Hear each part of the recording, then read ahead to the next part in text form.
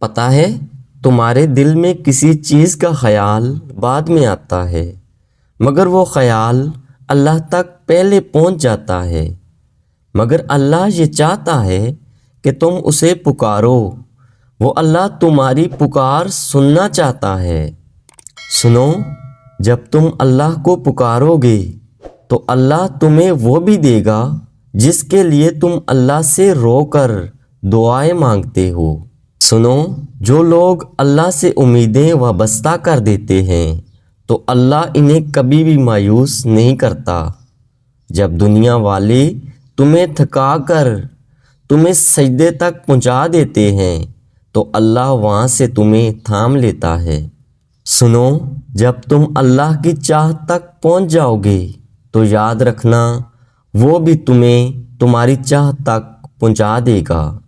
اور یہاں تک کہ کبھی کبھی انسان کے ساتھ ایسا بھی ہوتا ہے کہ وہ اللہ سے کسی دوسرے انسان کو گڑ گڑا کر رو رو کر مانگتا ہے، بہت وظائف کرتا ہے، استخارے کرتا ہے، پریشان رہتا ہے، در در کی خاک چھانتا ہے، گڑ گڑاتا ہے، مگر پھر بھی وہ نہیں ملتا۔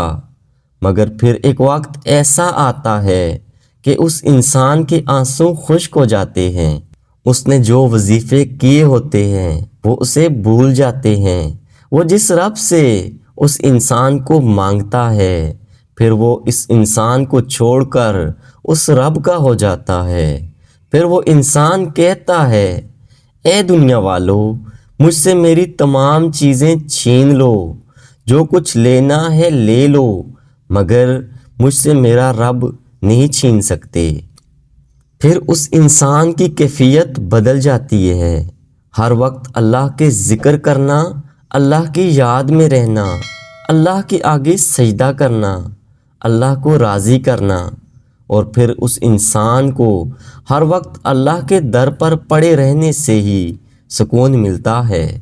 اور پھر اچانک وہ وقت آ جاتا ہے کہ اس انسان کو وہ سب کچھ مل جاتا ہے جس کے لیے وہ دعائیں کرتا تھا، گڑ گڑاتا تھا، اس کو پانے کے لیے وظیفے کیا کرتا تھا، اس کے لیے سب سے لڑا کرتا تھا، مگر اس انسان کو پھر وہ احساس ہوتا ہے اور پھر وہ محسوس ہی نہیں ہوتا جو پہلے محسوس ہوا کرتا تھا۔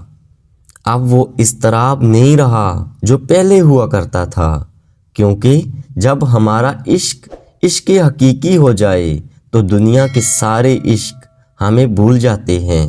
بس انسان ایک نئی دنیا میں رہنے لگتا ہے جہاں پر صرف سکون ہی سکون ہے، اور پھر دنیا کی ایک ہی خواہش ہوتی ہے، یا باری تعالیٰ، اے اللہ مجھ سے راضی ہو جا، بس تو راضی ہو جا۔